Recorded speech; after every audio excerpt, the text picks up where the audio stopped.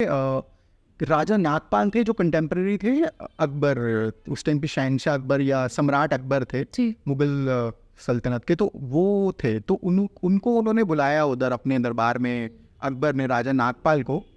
तो वो जब गए तो सारे जो छोटे हिल स्टेट्स के राजा होते थे वो झुकते थे, बट वो झुके नहीं, वो सीधा गए और वो अपनी गद्दी पे बैठ गए राजा नागपाल। तो अकबर के दरबारियों ने बोला कि आप बैठे क्यों, आप झुके क्यों नहीं? तो उन्होंने कहा कि मैं ज़िंदगी में सिर्फ वासुकी नाग जी के आगे झुकता हूँ, बाकी मैं किसी के आगे नहीं झुकता। तो वही फिर उन्होंने क्या किया, उन्होंने एक सब दरबारियों ने और सब कोर्टियर्स ने सब मिलके प्लान किया कि अब हम क्या करते हैं, बड़ा दरवाज़ा बंद, मतलब खिड़की छोटा दरवाज़ा होगा तो ये आके इसको झुकना ही पड़ेगा, तो हम दरवाज़ा छोटा कर देंगे, ये जब भी अकबर सामने बैठे होंगे, ये जब आएंगे तो ये झुक जाएंगे। तो उन्होंने क्या किया, कॉन्शियसली वो जब पहुँचे राजा नागपाल तो उन्होंने देखा दरवाज़ा छोटा है, तो उन्होंने अपनी टांग बाहर निकाली और वो वैसे आए कि इनका सिर नहीं कपा। फिर सम्राट अकबर ऑफेंड हो गए, उनका कि आपको क्या प्रॉब्लम है आपने? तो उन्होंने कहा कि मैं सिर्फ वासुकी नाग के आगे झुकता हूँ। कहते अच्छा इतना ही है तो आप उनकी कोई पावर दिखाओ। तो उनकी जो कहते हैं कि उनकी ऑरेंज पगड़ी थी या जो भी उन्होंने पगड़ी डाली थी, वहाँ से बहुत सारे सांप मतलब निकल गए पगड़ी से। तो राजा अकबर डर गए और उन्होंने माफ़ी मांगी उनसे, उनका कि मैं इनोसेंट था, मुझे ये नहीं पता था। तो उन्होंने माफ़ी मांगी और तभी उन्होंने उनको, जब उन्होंने माफ़ी मांगी तो चीज़ें सेटल हो गई और उन्होंने उनको बहुत सारे गिफ्ट्स, हीरे जवाहरात, कपड़े और बहुत सारे गिफ्ट्स देके वापस भेजा, आप जाइए, आपको कोई झुकने की ज़रूरत है। तो वो जब भद्रवा आए तो उसी खुशी में नागपंचमी, तब नागपंचमी थी या नागपंचमी के आसपास जब वो वापस आए तो उसी खुशी में उन्होंने सब अपना एग्जिबिट किया कि ये मुझे अकबर ने दिया है, और उसी खुशी में वहाँ के लोगों ने मेला पट मनाना शुरू किया। Hello everyone, welcome back to another episode of podcast. आज का पॉडकास्ट मेनली टूरिज्म पे होने वाला है, जम्मू टूरिज्म स्पेशली। आज के पॉडकास्ट में हम जिनके साथ बात करने वाले हैं उनका नाम है Vaibhav Sharma and he is a travel entrepreneur from past 7 years। अपनी कंपनी एक टूरिज़्म कंपनी बेस्ड रन करते हैं और इससे पहले वो मेक माई ट्रिप में थे। आज के पॉडकास्ट में हमने जम्मू टूरिज़्म, जम्मू हेरिटेज, जम्मू की जो अनएक्सप्लोर्ड डेस्टिनेशंस हैं उनके बारे में बात की है। क्या क्या चीज़ें हैं जिसकी वजह से जम्मू टूरिज़्म पीछे थोड़ा लैग कर रहा है, उनके बारे में बात की है। उन्होंने बहुत अच्छे पॉइंट्स रखे हैं, अपना पर्सपेक्टिव बताया है। सो आई होप ये एपिसोड आप लोगों को हेल्प करेगा जम्मू टूरिज़्म को बेटर अंडरस्टैंड करने में। आगे पढ़ने से पहले if you are new to this channel तो please do subscribe and let's get started.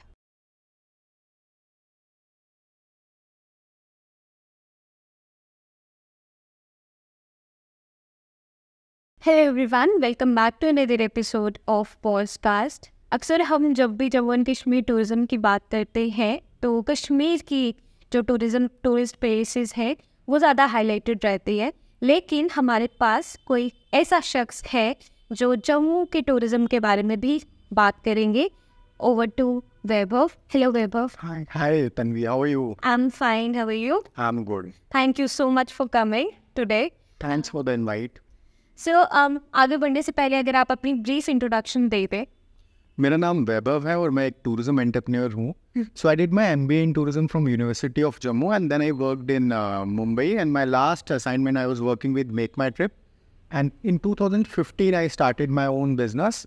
और मेजरली जम्मू में ये है कि we don't have much opportunities, so we have to migrate to work to metros, वहाँ पे यहाँ पे opportunities. That's why with the context of coming back and contributing to my place. So I came back to Jammu and I set up my own tourism business. We have a DMC, which is a destination management company, and we provide services for Jammu, Kashmir, Ladakh and Himachal. Okay.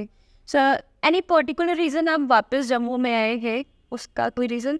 Reason यही था कि where you are born, मतलब हम corporate में भी काम करते थे, तो quality of life which you enjoy wherever you are born, you are attached to the place.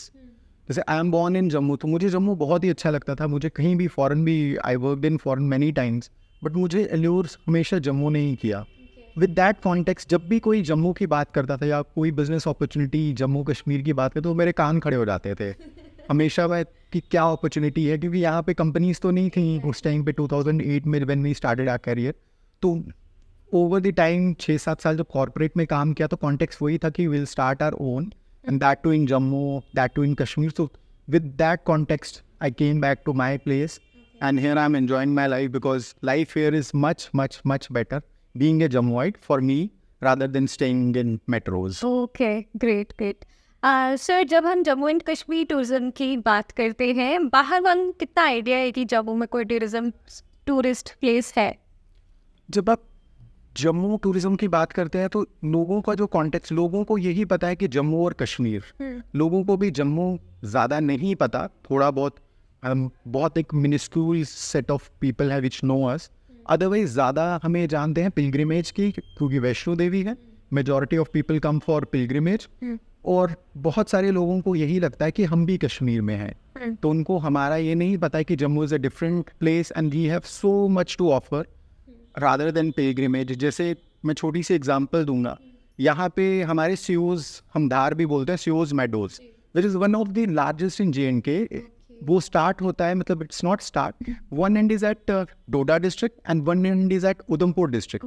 तो 2 डिस्ट्रिक्ट्स के बीच में वो पूरा मेडो है. There are many unexplored places in Jammu. तो वो एक हमें एक जो कंसेप्शन है, लोगों की परसेप्शन है कि Jammu is more of a pilgrimage destination. It has so much to offer, whether in terms of heritage, culture, everything it can offer. And for foreigners, it is for inbound tourists, it's one of the best destination which will be forthcoming attraction for the inbound tourists. Exactly sir. So जैसे अभी आपने बोला कि लोगों को सिर्फ लगता है कि we are just pilgrimage, Katra की बात करते हैं, उसके साथ साथ अगर आपको पता है कुछ ऐसे टूरिस्ट प्लेसेस जो अभी अनएक्सप्लोर्ड है या फिर अंडररेटेड हम कह सकते हैं, वैसा है जम्मू में कुछ, तो आप बता सकते हैं? कि जम्मू में मैक्सिमम प्लेसेस सिर्फ 2-3 जगहें हैं विच इज़ लाइक पत्नी टॉप, बट वो भी उतना ज़्यादा सेल नहीं होता. तो इट हैज़ मेडोज, सेल होता है पत्नी टॉप एंड कटरा, यही 2 चीज़ें हैं. We have many places like हमारे पास किश्तवाड़ है. किश्तवाड़ जब हमारे 1980s में बहुत सारे फॉरेनर्स आते थे, वहाँ पे Brahma peak and sickle moon peak है, so which is one of the attractions for foreigners. अभी फिर से वहाँ पे ट्रैकर्स और फॉरेनर्स आना शुरू हुए हैं किश्तवाड़ में. एडमिनिस्ट्रेशन बहुत अच्छा स्टेप ले रही है. सो किश्तवाड़ इज़ गेनिंग करेंसी. और किश्तवाड़ का जो नेशनल पार्क है, it is one of the biggest in India. तो वो नेशनल पार्क भी इवन हम जम्मू में भी बहुत सारे लोगों ने नहीं एक्सप्लोर किया होगा. सो इट हैज़ डाइवर्सिटी, बहुत ज़्यादा बायोडाइवर्सिटी है. फिर किश्तवाड़ की बात करें तो वहाँ पे वाड़वान वैली एंड मरवा, it is one of the beautiful places on earth. वहाँ पे एस्ट्रो टूरिज्म क्या होता है कि स्टार गेजिंग, आप टेलीस्कोप लगाते हो, आप ये मोमेंट, हाँ, तो एस्ट्रो टूरिज्म का बहुत ज़्यादा स्कोप है. देन वी हैव भदरवा में बहुत सारे ग्रीन मेडोज हैं और वैली है. और भदरवा में second culture is very rich. Then we have वहाँ के राजमा बहुत फेमस हैं. और भदरवा में एक जगह है केलाड़ बोलते हैं, या केलुके या ले आर भी बोलते हैं. वहाँ की स्टेप राइस फार्म्स बहुत ब्यूटीफुल हैं. मतलब it's same people go to Indonesia to experience the step farms, और राइस पैडी फील्ड्स हैं बहुत ब्यूटीफुल. तो यहाँ जम्मू में भी वही है. और इको रीजन जैसे डुडू बसंतगढ़ रीजन है, वो भी सुदमा, हाँ, उधमपुर से आगे सुदमा देव, तो that reason is also very beautiful. वहाँ पे पाइन ट्री टेम्परेट जोन है. So Jammu has all the 3 tropical, subtropical जो जम्मू आ गया, उसके आगे पीछे temperate zone, and then we have Padar which is arctic zone. We have all the 3 zones, Dudu, Basantgarh, which is very beautiful, Maho Valley, Ramban. So it has so much to offer, though we need to develop infrastructure, or we don't want to become a mass tourism place. So चीज़ें हो रही हैं, और we are expecting that one day Jammu will be one of the favorite destinations for inbound and quality tourists. Exactly, very true, sir. And sir, जैसे अभी आपने बोला मास tourism नहीं चाहिए हमें, तो हमने हिमाचल के एग्जांपल अगर देखें तो हिमाचल में जो हुआ वो मास टूरिज्म की वजह से हुआ. आप थोड़ा उसको एक्सप्लेन कर सकते हैं, why we need class tourism only? देखिए, जैसे हम जोशीमठ में भी अब देख रहे हैं कि वहाँ का क्या मतलब इम्पैक्ट हुआ है, इम्बैलेंस क्रिएट हुआ है. वैसे ही हिमाचल में हमने पीछे देखा क्या इम्बैलेंस क्रिएट हुआ है. वैसे ही जम्मू, फॉर्चुनेटली और अनफॉर्चुनेटली, हमने सिर्फ थोड़ी सी जगहों में टूरिस्ट हैंडल किए. अभी टूरिस्ट आ रहे हैं बट वो वॉल्यूम्स नहीं आए. तो हमारा पेज पूरा क्लियर है कि हम कुछ भी कर सकते. तो मास टूरिज्म का एक तो हमारे रिवुलेट्स, हमारी वेस्ट मैनेजमेंट, जब तक हमारे मसल्स नहीं डेवलप है, हमारा वेस्ट मैनेजमेंट सिस्टम उतना स्ट्रांग नहीं है, तो हम मास टूरिस्ट हैंडल कर ही नहीं सकते। हमारे पास सैनिटेशन नहीं है, हमारे पास अगर पानी क्लीन वाटर नहीं है टूरिस्ट को ऑफर करने के लिए, तो बहुत सारा मास टूरिज्म का एक बायोडाइवर्सिटी पे इम्पैक्ट पड़ता है। एक बहुत सारी जगह है जहाँ पे मास टूरिस्ट आता है, लोग वहाँ पे कंक्रीट जंगल बनाने लगते हैं। आपने भद्रवाह में भी देखा होगा, बहुत सारे लोग अपने घर को होम स्टे, उसका ये इम्पैक्ट होता है कि एक तो आपकी डिफॉरेस्टेशन हो गई, दूसरा कल्चर इम्पैक्ट होता है। मतलब एफॉरेस्टेशन कम हुई, डिफॉरेस्ट, आपके रिवुलेट्स सब जगह पे, रिवर्स सब ये हो गए, मतलब इम्पैक्टेड हो गए, उनमें गंदगी फैल गई। तो इसका ये है कि मैं बिल्कुल आसान शब्दों में कहूँ तो मास टूरिज्म सस्टेनेबिलिटी के लिए अच्छा नहीं है। हमें मास नहीं, क्वालिटी वैसे लोग चाहिए जो नेचर को समझें, जो रिवर्स की जितनी भी जो भी पासनेस है उसको मेंटेन रखें। कोई भी चीज़ है वो एंजॉय, नेचर एंजॉय करें, जगह को एंजॉय करें, रादर देन कि हम किसी जगह पे जाएं, वहाँ पे डीजे चलाएं या उसकी सैंक्टिटी को ख़राब करें। So it is, we want tourist which understand the history, heritage, those who have interest in it. Exactly. So we are looking forward to cater to these sort of tourists in Jammu. Exactly, very true. Sir, अभी आपने history और heritage के बारे में बात की। आई believe कि जम्मू का हेरिटेज काफ़ी ज़्यादा रिच है टूरिस्ट अट्रैक्ट करने के लिए। आप थोड़ा सा बताएंगे उसके बारे में? देखिए, जम्मू का जो मैं बात करूँ तो जम्मू की हिस्ट्री 5000 साल से पुरानी हिस्ट्री है। तो हमारे अग्निगीर राजा थे इन 5968 BC की अयोध्या से वो माइग्रेट हुए थे। तो these are the descendants of lord Ram. Raja Ram के सब डिसेंडेंट्स से वो अयोध्या से माइग्रेट हुए थे 5968 अराउंड BC में। और तब जम्मू का नाम जम्मू तो नहीं था, तो वो शिवालिक्स, ये जो माउंटेन रेंजेस थी शिवालिक्स, यहाँ पे आए थे। फिर उन्हीं के डिसेंडेंट्स थे, उनकी आगे जनरेशन्स थी, उनके अग्निगीर थे जो, तो उन्हीं के डिसेंडेंट्स थे जाम्बू लोचन और बाहू लोचन। सो जाम्बू लोचन 3000 ईयर्स पहले की ये बात है, अराउंड 3000 ईयर्स। तो जाम्बू लोचन जी शिकार करने जा रहे थे और उन्होंने एक जगह पे देखा कि ये, उनको बहुत अचंभा हुआ कि उन्होंने शेर और बकरी को एक ही जगह पे पानी पीते देखा, एक ही पॉन्ड में, एक ही पूल में पानी पीते देखा। And he was astonished. तो वहाँ से उन्होंने बोला कि इसका नाम मैं अपने नाम पे, जम्बू था उनका नाम, तो उन्होंने इस पे जम्मू का नाम रखा। और भी 3-4 स्टोरीज हैं, but this is one of the stories कि जम्मू का नाम कैसे आया। और पहले क्या था, जम्मू पूरा जो रीजन था ये 22 प्रिंसिपैलिटीज़ में था। तो उसमें बसोली का कल्चर मैं उस पर हाईलाइट करना चाहूँगा। They have very rich culture, heritage. तो बसोली की एक तो आपने पेंटिंग्स के बारे में सुना होगा, Basoli paintings.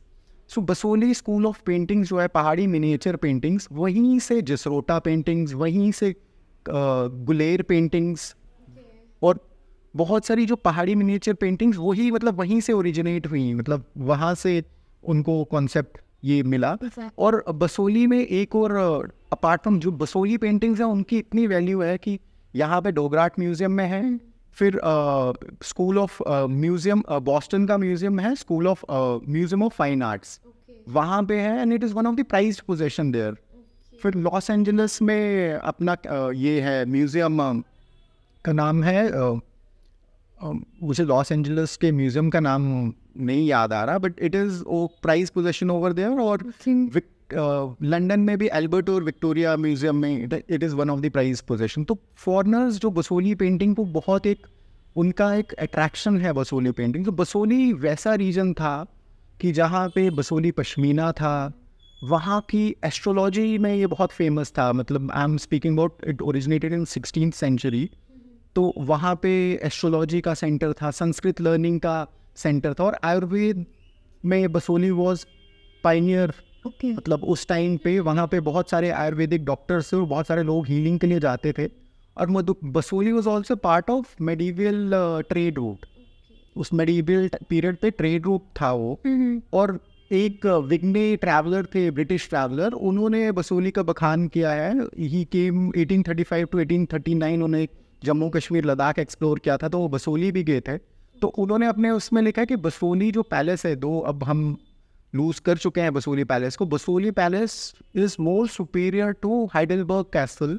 Heidelberg castle Germany में है, तो वो जर्मनी भी गए थे, तो उनको बसोली वाला वो हाइडेलबर्ग से ज़्यादा इंटरेस्टिंग लगा. तो हमारे पास हिस्ट्री और हेरिटेज, ये मैं सिर्फ टच पॉइंट्स कर रहा हूँ कि अगर हम उस पर we delve deep into it, हमारे पास उतना समय भी नहीं होगा.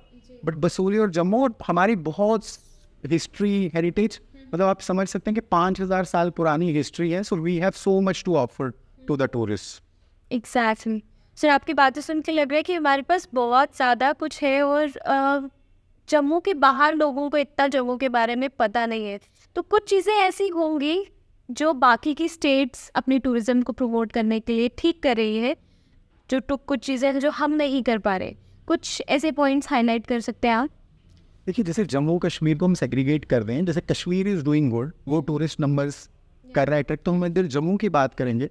देखिए, हमारे पास जैसे राजस्थान है, राजस्थान जोधपुर, वहाँ पे राजस्थान इंटरनेशनल फोक फेस्टिवल होता है. सो आप सोच लीजिए, वहाँ पे it is organize by private, Mehrangarh museum foundation है, वो रन करती है. सो आप सोच लीजिए ग्रैमी अवार्ड विनर्स तक वहाँ पे गाने आते हैं. सो इट इज़ इंटरनेशनल इवेंट, पूरा भरा होता है. जोधपुर में आपको एक भी रूम नहीं मिलता है, और वो सोल्ड आउट पहले ही हो जाता है. मतलब इतनी, एंड फॉरनर्स, लोगों को अब फोक की तरफ, कल्चर हेरिटेज की तरफ बहुत सारा अट्रैक्शन हो गया है. सो वैसे ही जैसे जम्मू का हमारा बहुत रिच फोकलोर है, हमारी फॉर्म्स हैं जैसे गीतड़ू, पाक, कारकें, तो हम भी उसी टर्म्स में, जैसे हम कोई इंटरनेशनल फेस्टिवल नहीं किया हमने जम्मू रीजन में अभी तक, तो हमारे पास देयर इज स्कोप. जैसे किसी प्राइवेट प्लेयर्स को इंसेंटिवाइज करके गवर्नमेंट रन करवाए, या गवर्नमेंट पब्लिक प्राइवेट पार्टनरशिप में कुछ ऐसा ह्यूज गाला इवेंट करे. सेकंड, हमने अभी मानतलाई को इंटरनेशनल योगा सेंटर वहाँ पे डेवलप हो गया है. और मानतलाई बहुत सारे लोगों को नहीं पता होगा कि इंडिपेंडेंट इंडिया के बाद जो योगा दूरदर्शन में हमने देखा था, धीरेन्द्र ब्रह्मचारी जी, वो बहुत फेमस योगा गुरु थे, और उन्होंने मानतलाई सेलेक्ट किया था as a place because he found it very serene and apt for yoga उस समय. तो मानतलाई में इंटरनेशनल योगा सेंटर हमने बना लिया है, which is about to come, जो गवर्नमेंट जल्दी ही ओपन करेगी. बट हमने अभी तक कोई इंटरनेशनल योगा फेस्टिवल नहीं किया. उत्तराखंड वही इंटरनेशनल योगा फेस्टिवल करता है ऋषिकेश में, and it is an very high demand. People look for it and we have app. और आप मानतलाई की जब हम बात करें, मानतलाई के पास हमारे शिव अपना सुधमादेव है, which is very famous, ancient 18th 19th century का वहाँ पे शिव टेम्पल है. और मानतलाई के जो फोकलोर, जो ओरल हिस्ट्री है, शिव पार्वती विवाह भी मानतलाई में हुआ था. So we have one yoga. और जो योगा के आदि, मतलब हम बोलते हैं कि शिव जी इसे उनसे ओरिजिनेट हुआ योगा, तो उनका सेंटर भी है. तो वहाँ पे बहुत ज़्यादा पोटेंशियल है, विच कैन, अगर टूरिस्टों को ये भी इंफॉर्मेशन मिले कि यहाँ पे शिव पार्वती विवाह हुआ था और एक योगा सेंटर है, और हम एक फेस्टिवल अच्छा सा इंटरनेशनल लेवल का कर दें, तो there will be no dearth of tourist. Okay, great. Sir, apart from the tourist, वो टूरिस्ट प्लेसेस, हमारे पास ऐसी कुछ क्विजीन्स है या फोकलोर्स है, या फिर हम फोक डांसेस बोल सकते हैं, वैसी चीज़ें भी हैं जो आई बिलीव कि टूरिज़्म को अट्रैक्ट करने में हेल्प करेंगी. आप उसके बारे में थोड़ा सा बता सकते हैं? क्यूजीन, हाँ, डोगरा क्यूजीन बहुत इंटरेस्टिंग है.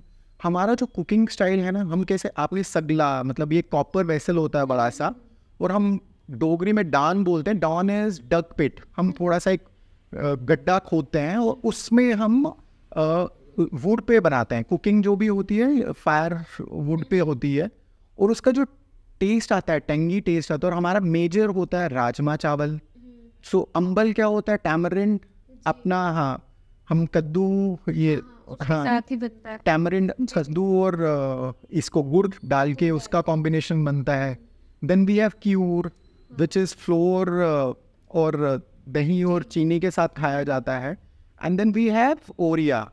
ओरिया भी आलू और आलू दही, हाँ, आलू दही, और उसमें हम ये राई का तड़का. सो इट इज़ वेरी, मतलब हमारे नाक खुल जाता है वो खा के ना. जब आपको जुकाम भी होगा, आप उसको खाओगे तो आपका, तो हमारी क्यूजीन में जो, जैसे टिम्बरों की चटनी, हमारी क्यूजीन में अनारदाने की चटनी, उसको दरदरा रख के.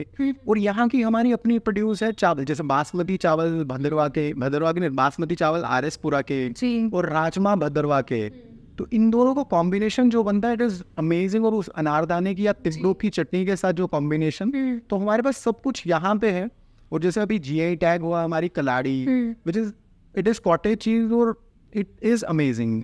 मुझे अनफॉर्चुनेटली हम उसे ग्लोबल वहाँ तक नहीं ले पाए, उसका भी हम how we can do that, we will come to this. Kalari अभी GI टैग हुआ which is one of its kind, बहुत कम लोगों को पता है कि हमारा अपना कॉटेज चीज़ है। Then we have Sulai honey, वो रामबन का है, it is white honey, Sulai flower से वो डिराइव होता है, it is also GI tag.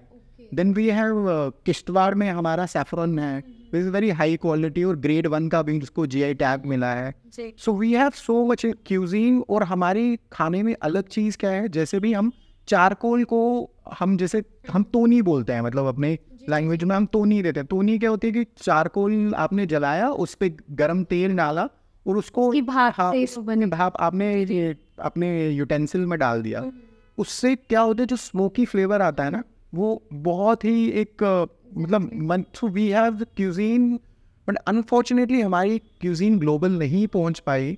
हम मतलब मेरी गवर्नमेंट से भी और बाकी स्टेक होल्डर से भी रिक्वेस्ट की, हम बहुत सारे जो हमारे शेफ्स हैं वर्ल्ड रिनॉन्ड या इंडिया रिनॉन्ड, उनको बुला के अगर हम क्यूजीन अपनी टेस्ट करवाएं और उनको कुकिंग क्लासेस वैसा कुछ एक्सपीरियंस दें, तो there is undoubtedly our cuisine will reach global. मतलब उसमें no one can stop our cuisine, क्योंकि it is so simple, full of flavours, tangy natural taste. और यहाँ के पानी से ही बहुत सारे राजमा और चावल बहुत टेस्टी बनते हैं। तो क्यूजीन में तो बहुत सारा पोटेंशियल है। और क्यूजीन के बाद आपका क्वेश्चन था फोकलोर पे। तो फोकलोर, जैसे मैंने आपको बताया था राजस्थान इंटरनेशनल फोक फेस्टिवल, वैसे ही फोकलोर हमारे पास बहुत सारे मेले हैं जम्मू में। जैसे हमारा चिड़ी मेला है which is one of the biggest in north India. Unfortunately हम फॉरेनर्स अट्रैक्ट नहीं कर पाए। जैसे हमारा बाबा चमलियाल मेला है which many people get cured, उनके स्किन डिसऑर्डर्स उधर ठीक होते हैं। It is on the border of India Pakistan. उसको भी हम ग्लोबल मैप पे, दो it is very famous, people come, global map पे नहीं ला पाए। वैसे ही हमारा भद्रवा का मेला पट है, उसको भी हम ग्लोबल मैप पे नहीं ला पाए। वैसे ही जैसे कुल्लू में कुल्लू दशहरा है which is on the same lines. It is मतलब कुल्लू दशहरा इज़ टोटली मतलब हाँ, फॉरेनर्स बहुत सारे आते हैं, इवन इंडिया से बहुत सारे टूरिस्ट जाते हैं। तो कुल्लू दशहरा में पूरी जगह भरी हुई होती है। तो हम अपनी चीज़ें, हमारे पास इतना रिच है। जैसे मैं मेला पट की बहुत इंटरेस्टिंग कहानी है, मैं शेयर करना चाहूँगा। तो मेला पट भद्रवा में मनाया जाता है सितंबर में, 3 दिन का ये इवेंट है। तो इसकी कहानी क्या है कि भद्रवा में जो राजा, जो डेटी हैं, जो वासुकी नाग हैं, लोग सब वासुकी नाग को मानते हैं, उनकी सब पूजा करते हैं। तो 16वीं शताब्दी में राजा नागपाल थे जो कंटेम्प्रेरी थे अकबर, उस टाइम पे शहनशाह अकबर या सम्राट अकबर थे मुगल सल्तनत के। तो वो थे, तो उनको उन्होंने बुलाया उधर अपने दरबार में, अकबर ने राजा नागपाल को। तो जब गए तो सारे जो छोटे हिल स्टेट्स के राजा होते थे वो झुकते थे, बट वो झुके नहीं, वो सीधा गए और वो अपनी गद्दी पे बैठ गए राजा नागपाल। तो अकबर के दरबारियों ने बोला कि आप बैठे क्यों, आप झुके क्यों नहीं? तो उन्होंने कहा कि मैं ज़िंदगी में सिर्फ वासुकी नाग जी के आगे झुकता हूँ, बाकी मैं किसी के आगे नहीं झुकता। तो वही फिर उन्होंने क्या किया, उन्होंने एक सब दरबारियों ने और सब कोर्टियर्स ने सब मिलके प्लान किया कि अब हम क्या करते हैं, बड़ा दरवाज़ा बंद, मतलब खिड़की छोटा दरवाज़ा होगा तो ये आके इसको झुकना ही पड़ेगा, तो हम दरवाज़ा छोटा कर देंगे, ये जब भी अकबर सामने बैठे होंगे, ये जब आएंगे तो ये झुक जाएंगे। तो उन्होंने क्या किया, कॉन्शियसली वो जब पहुँचे राजा नागपाल तो उन्होंने देखा दरवाज़ा छोटा है, तो उन्होंने अपनी टांग बाहर निकाली और वो वैसे आए कि इनका सिर नहीं कपा। फिर सम्राट अकबर ऑफेंड हो गए, उनका कि आपको क्या प्रॉब्लम है आपने? तो उन्होंने कहा कि मैं सिर्फ वासुकी नाग के आगे झुकता हूँ। कहते अच्छा इतना ही है तो आप उनकी कोई पावर दिखाओ। तो उनकी जो कहते हैं कि उनकी ऑरेंज पगड़ी थी या जो भी उन्होंने पगड़ी डाली थी, वहाँ से बहुत सारे सांप मतलब निकल गए पगड़ी से। तो राजा अकबर डर गए और उन्होंने माफ़ी मांगी उनसे, उनका कि मैं इनोसेंट था, मुझे ये नहीं पता था। तो उन्होंने माफ़ी मांगी और तभी उन्होंने उनको, जब उन्होंने माफ़ी मांगी तो चीज़ें सेटल हो गई और उन्होंने उनको बहुत सारे गिफ्ट्स, हीरे जवाहरात, कपड़े और बहुत सारे गिफ्ट्स देके वापस भेजा, आप जाइए, आपको कोई झुकने की ज़रूरत है। तो वो जब भद्रवा आए तो उसी खुशी में नागपंचमी, तब नागपंचमी थी या नागपंचमी के आसपास जब वो वापस आए तो उसी खुशी में उन्होंने सब अपना एग्जिबिट किया कि ये मुझे अकबर ने दिया है, और उसी खुशी में वहाँ के लोगों ने मेला पट मनाना शुरू किया, और वो आज तक मनाया जाता है। तो इतनी अच्छी स्टोरीज हैं हमारे पास, बहुत सारी स्टोरीज हैं, बट स्टोरी टेलिंग नहीं हुई, लोगों तक स्टोरीज नहीं पहुंची, बट ये पहुंचेंगी और क्वालिटी टूरिस्ट हमारे पास आएंगे। तो मेला पट सितंबर में होता है और बहुत सारे इंटरनेशनल टूरिस्ट फ्यूचर में आएंगे इस मेले में। एग्जैक्टली ये स्टोरी मुझे भी नहीं पता थी, तो थैंक यू सो मच बताने के लिए सर।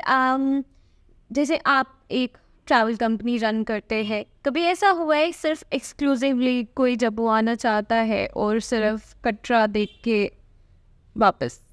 वो एक जम्मू का लेंथ ऑफ स्टे कम है, बहुत सारे लोग आजकल तो जैसे ट्रेन और इसकी वजह से 1 नाइट स्टे भी हो रहा है, 2 नाइट्स इज एवरेज, और 1 नाइट वो एक हमें लेंथ ऑफ स्टे, इस पे मुझे लगता है कि डिपार्टमेंट्स गवर्नमेंट भी बहुत काम कर रही है कि यहाँ पे length of stay we have much more to offer. और इसी में ट्रेनिंग्स, मतलब एक पार्ट जैसे हम होटल फ्रंट ऑफिस को, जो हमारे ड्राइवर्स हैं, अगर वो गेस्ट को कम्युनिकेट कर पाएंगे we have much more to offer than Vaishno Devi. Length of stay यहाँ पे कम है, people are coming for 2 days in Katra and then they are going back, 1 day to Katra and then they are going back, because they are not aware कि जम्मू में और भी चीज़ें हैं। एग्जैक्टली लेंथ ऑफ स्टे, तो ये आपका क्वेश्चन रेलेवेंट है कि लेंथ ऑफ स्टे जम्मू में बहुत कम है, but government is taking steps to increase it. Great sir, I believe कि अभी लोग इस ईयर या फिर इससे पहले ईयर अभी थोड़े कम्युनिकेट, जैसे बोल सकते कम्युनिकेट करना शुरू किया है जम्मू के बारे में, पहला इतना ज़्यादा नहीं था। लेकिन डू यू बिलीव सिर्फ कम्युनिकेशन से या फिर सोशल मीडिया पे पोस्ट शेयर करने से टूरिज़्म अट्रैक्ट होगा जम्मू में? देखिए वो भी एक फैक्टर है, टूरिज्म के साथ बहुत सारे मल्टीपल फैक्टर्स हैं। दो social media has good reach, और अभी के टाइम पे social media is one of the biggest, मतलब influencers play vital role, podcasters like you play very vital role. तो social media plays a big role. मैं बोलूँगा कि 25% role social media plays, but उसके साथ ही you have to be trained. मतलब आपके पास टूरिस्ट आ गया और आप उसको सर्विस नहीं दे पाए, आपने सोशल मीडिया मार्केटिंग तो कर ली, तो उसके साथ एंसिलरी आपको कैपेसिटी बिल्डिंग, मतलब यहाँ पे वॉशरूम्स अच्छे होने चाहिए, अलॉन्ग विद वॉशरूम्स के साथ स्टाफ की ट्रेनिंग। तो मतलब social media plays an important role, और सोशल मीडिया अगर हम मार्केटिंग करें so will be able to attract tourist, and with social media marketing we have to train ourselves also to handle the tourists and they leave with fond memories. Exactly. Sir, जब भी हम travel करते हैं तो एक word आता है travel with responsibility. जैसे अभी आपने स्टार्टिंग में भी बात की थी, हमें मासेस को नहीं क्लासेस को करना चाहिए। How do you define the term travel with responsibility apart from plastic usage? देखिए ट्रैवल विद रिस्पॉन्सिबिलिटी सेकंड, पहला मैं टच पॉइंट करूँगा कि हम ही जिनकी डेस्टिनेशन है we have to have sense of responsibility. मतलब हमारे जितनी भी कंस्ट्रक्शन, मैंने जम्मू कश्मीर में, ये कश्मीर में अब आ गए हैं, जम्मू में अभी तक सस्टेनेबल होटल, जो पूरा rain water harvesting, mud houses, वैसे कॉन्सेप्ट आते नहीं देख रहा हूँ। आ जाएंगे 2, बट लोग कंक्रीट में 5 स्टार्स में वैसे बनाने में कि 3 स्टार्स एक पूरा। तो देखिए आज के लोग ना लोकल कल्चर, लोकल लोग कैसे रहते थे, हमारे मड हाउसेस कैसे थे, परोला पेंटिंग्स के आर्ट वर्क कैसे होता था, लोग उसमें ज़्यादा इंटरेस्टेड हैं। होम स्टेज भी ट्रेडिशनल। जैसे मैं एग्जांपल देता हूँ, एक तो बकरी छाप ब्रांड है जिसको बोलते हैं कि किसान छोटे, it's Uttarakhand based brand. Green people एक ऑर्गेनाइजेशन है, NGO, वो चलाती है। तो उन्होंने सारा उत्तराखंड का जो ट्रेडिशनली गढ़वाली और कुमाऊनी आर्किटेक्चर था उसको रिवाइव किया, and they charge very good. और वो हमेशा, मतलब they do take detox packages. तो बहुत सारे कॉर्पोरेट्स, फॉरेनर्स उधर आते हैं, वो अपने मोबाइल रखते हैं और वहाँ पे गोट फार्मिंग करते हैं, बहुत सारे गोट फार्मिंग करते हैं, वॉलंटियर वर्क करते हैं, वहाँ के लोगों को पढ़ाते हैं। तो एक एक्सपीरियंस, गाँव की लाइफ, वहाँ के लोग कैसे जीते हैं, वहाँ का खाना, वो दाल मखनी या बटर चिकन नहीं खाते, वहाँ के लोग जो खाते हैं वैसा ही जम्मू में Dudu, Basantgarh has much to offer. वहाँ का कल्चर इज़ वेरी रिच। तो हम बस वही कि हम ट्रेडिशनल वेज अडॉप्ट कर लें उससे। और बीइंग ए टूरिस्ट क्या रिस्पॉन्सिबिलिटी है, एक तो ये हो गया कि वहाँ के locals have to be responsible, हमें सिविक सेंस होनी चाहिए। हम खुद ही अपनी चीज़ को नहीं मेंटेन करेंगे तो लोग क्यों मेंटेन करेंगे? और वेस्ट डिस्पोजेबल सिस्टम होने चाहिए। अभी दो we are at nascent stage, हमारे यहाँ पे waste disposable system in line नहीं है, तो टूरिस्ट जब हमें देखता है ना वो रेप्लिकेट करेगा। बीइंग ए टूरिस्ट आपकी ये रिस्पॉन्सिबिलिटी है कि आप लोकल कल्चर को रिस्पेक्ट करो। हर किसी का अलग कल्चर है, डाइवर्स कल्चर है, people have different cuisines, you have to respect it. Whenever you go आपको लिटर नहीं करना है, और आपको जब भी स्टे करना है वहाँ का क्या कल्चर, कुछ चीज़ें हमारे कल्चर में अच्छी नहीं है तो वहाँ पे टूरिस्ट को आके वही चीज़ें नहीं करनी है जो हम अच्छा नहीं मानते। तो बीइंग ए टूरिस्ट आपकी बहुत बड़ी रिस्पॉन्सिबिलिटी है, and you contribute to the people. मतलब एक तो लोगों को इकोनॉमिकली कॉन्ट्रीब्यूट करते हो। जहाँ पे टूरिज्म आपने देखा वहाँ के लोग बहुत ज़्यादा ट्रेंड हो जाते हैं, because they interact with diverse cultures. तो हम उनका कल्चर सीखते हैं और वो भी अपना कल्चर रिप्रेजेंट करते हैं। अगर वो अपना कल्चर गलत रिप्रेजेंट करेंगे अभी तो उनका भी नाम खराब होता है। तो being a tourism it's a very responsible position. Exactly sir, मैं जम्मू के रिस्पेक्ट में बात करूँगी। इफ़ बाय चांस मैं आपको बोलूँ कि आपको एक आइटनरी करनी है सजेस्ट सिर्फ जम्मू के रिस्पेक्टिव में, तो आप कौन कौन सी प्लेसेस रिकमेंड करेंगे? देखिए जम्मू बहुत बड़ा डाइवर्स रीजन है। मतलब ये इंटरेस्ट पे होगा गेस्ट के, अगर वो एडवेंचर में इंटरेस्टेड है देन वो किश्तवाड़ भद्रवाह, अगर वो पिलग्रिमेज में इंटरेस्टेड है फिर हम उसको वैष्णो देवी भी सजेस्ट करेंगे। और उत्तर बैनी परमंडल ये टेम्पल्स भी अनएक्सप्लोर्ड है, और वहाँ पे एक बड़ा रेयर फिनोमेना है। वहाँ पे आप थोड़ा सा भी रेत को खोदोगे तो नीचे से पानी, गुप्त गंगा, विच इज मतलब ये फिनोमेना आपको कहीं भी नहीं दिखेगा। और उत्तर बैनी में वही परमंडल और उत्तर बैनी 5 किलोमीटर का डिस्टेंस है। उत्तर बैनी में ये जो है रिवर जो है वो अपवर्ड्स मतलब नॉर्थवर्ड्स फ्लो करता है, जो बड़ा वो एकदम से डायरेक्शन चेंज करता है और नॉर्थवर्ड्स फ्लो, वो भी एक रेयर फिनोमेना है। तो हमारे पास बहुत सारी चीज़ें हैं। मतलब अब भद्रवाह में जो एक लीजर ट्रैवलर आएगा, अभी there is 4 star 5 star hotel coming in Bhaderwah. तो हम भद्रवाह, जम्मू, पत्नीटॉप, डुड्डू, बसंतगढ़, विंटर्स में बसंतगढ़ डुड्डू का एक्सेस थोड़ा सा होता है खराब। मतलब बहुत सारी ये टूरिस्ट के इंटरेस्ट पे डिपेंड करे। We have everything for anyone. मतलब आपका जो इंटरेस्ट है उस हिसाब से हम उसको डिज़ाइन करके दे सकते हैं। आप योगा इंथ्यूजियास्ट हैं, हम आपका मानतलाई में स्टे करवा के आपको योगा रिट्रीट देंगे रोज़। अगर यू आर समवन क्यूजीन में इंटरेस्टेड है, हम आपको लोकल गैस्ट्रोनॉमी टूर्स देंगे, आपको जगह जगह का हमारे यहाँ का खाना वो खिलाएंगे।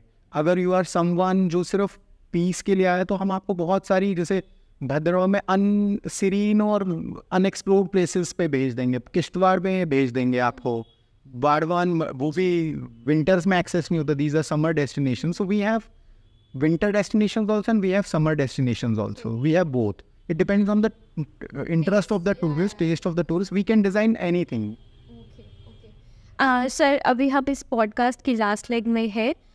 मैं economy wise as a tourism को देखूंगी कि हम वोकल तो है कि जम्मू का टूरिज़्म ऐसा होना चाहिए वैसा होना चाहिए, लेकिन साथ साथ लोकल्स को उसको इकोनॉमिक, अगर आप उनको इस बैकग्राउंड में आना है, ऑब्वियसली सबको इकोनॉमी अपनी देखनी पड़ेगी, तो उस हिसाब से कैसे ले सकते हैं हम?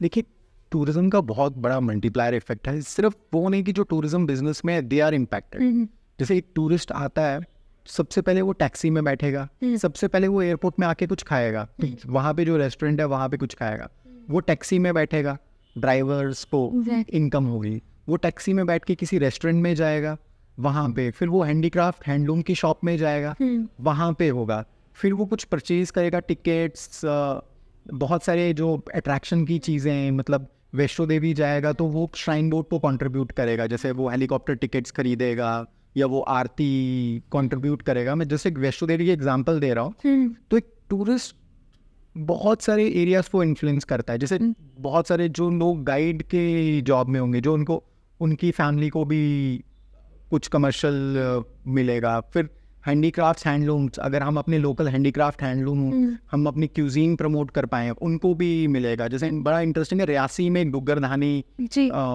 एक विलेज, हाँ एक विलेज है, वहाँ पे बहुत सारी वहाँ की लोकल लेडीज़ का इनिशिएटिव है और गवर्नमेंट का इनिशिएटिव है। So they are sustaining themselves.